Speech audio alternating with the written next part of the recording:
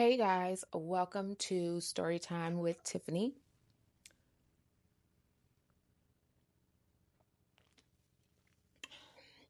Fly lemons and berries.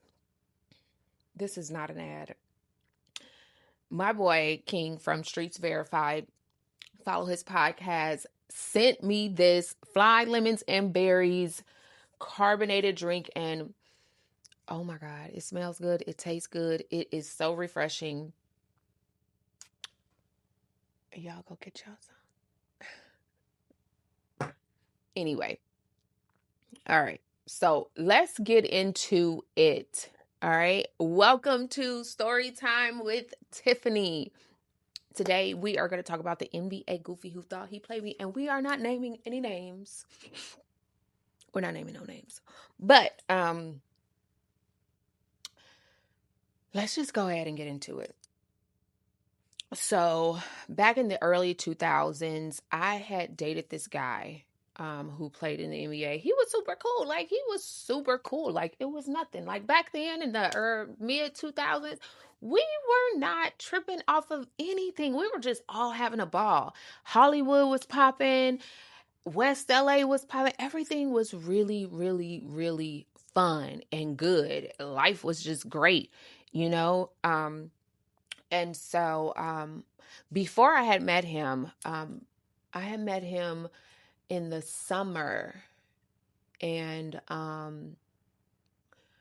yeah, I had met him in the summer. So previous to that, following year, the guy that I was dating previously had bought me a Rolex. It was my first Rolex. I was so in love with his watch. It was just so everything for me. Um and I never took that damn thing. I showered in that damn watch. I really, really, really was. That was my watch. That was my watch. Okay. I was that girl because I had a Rolex. Ridiculous. But yeah, I was that girl. Anyway, so he had it was a blue face date oyster, whatever you want to call it. Who gives a damn, right? We don't care. We just know it was a Rolex. And very nice. Really, really nice watch. My favorite watch. The only watch other than I think I had I don't even know. I had some other kinds of watches that I had got gifted to me previously that were really good watches. I just Marine, Techno Marine. I had some of those with the diamond. You just had, but the Rolex was like the crescendo. It was the crescendo of the crescendo because I had never had that kind of watch before, gifted to me. And him and I ended up breaking up, and not even necessarily breaking up. We just kind of drifted or whatever. But we were still cool. We were still super cool, right? That later the next year, that summer, I ended up meeting the NBA guy, and I had already known him because he was always in the club that I would go to up in Hollywood. So he was always around. So all of us kind of knew the guy or whatever, and all his entourage and everything. But when him and I started dating, we were just having fun. It was no weird. Well, at the time, it wasn't anything weird, and I would never have expected him to try to play me. So one day, it was like July, maybe July, August, because I remember it was almost preseason coming up, and we were all hanging out. We were all hanging out. We came from the club. We went back to his house. I'm gonna say it was probably like 8 of us, guys and girls. We were all just hanging out. I ended up getting sick, threw up, went in the bathroom, I just wasn't myself. So I went and laid down. I took my fucking watch off. Bitch, why did you take your watch off? Girl, Now, come on. I took my watch off, laid it on a nightstand, went to sleep. Woke up, it was still there. I remember seeing it. It was still there. Like, it was nothing. Like, nobody was going to take it. But yeah. And so um I went home and got myself together, wasn't paying attention. By that afternoon, I'm like, oh shit, I done left my watch. Boom. Hey, blah, blah, blah, blah, blah. I left my watch at your house. He you know, when you get back in town, can I pick it up? I left my watch at your house. When you get back in town, can I pick it up? Boom.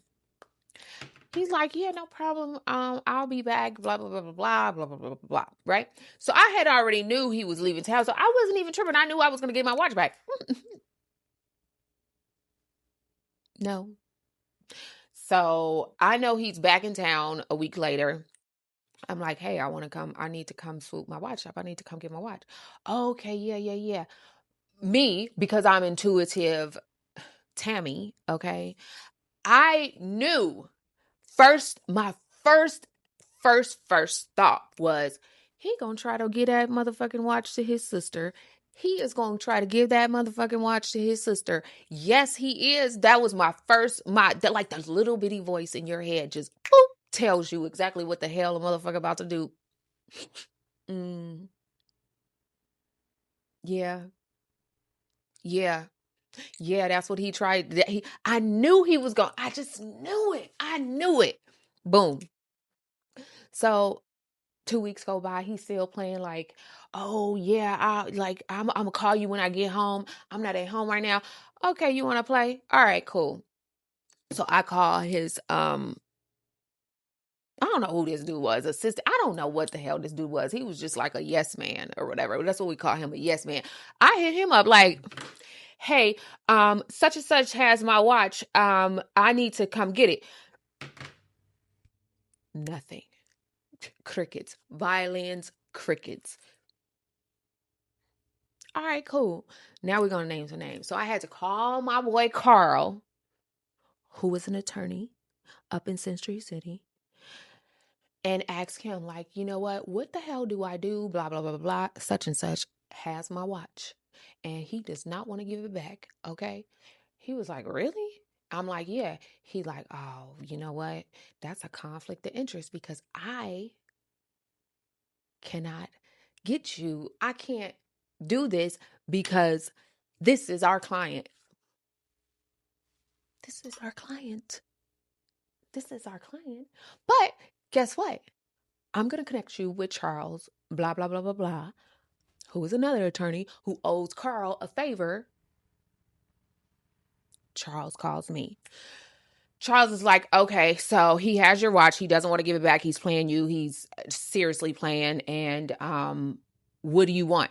I don't want nothing. I just want my damn watch back. I don't want anything. I don't need no money. I don't want nothing. He like, well, you want some money? I can get you some money. It's just because you. No, I don't. Baby, listen.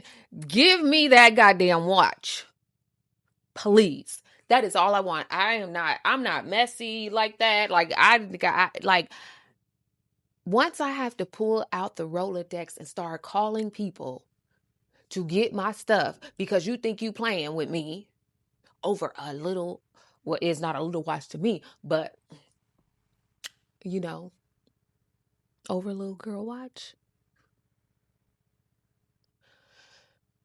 Please don't play with me, okay? So he was like, you for sure you don't want to? No, I don't want nothing. I don't want anything but my watch.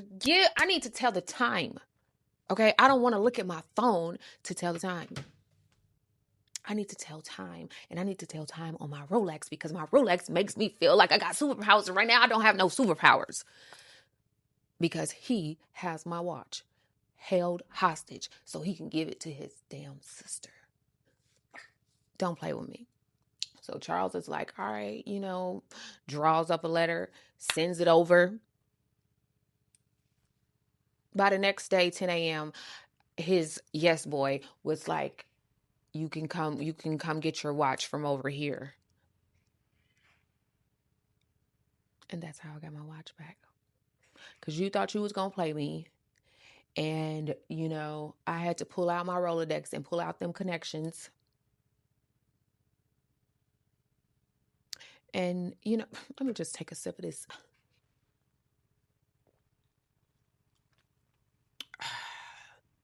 So parched.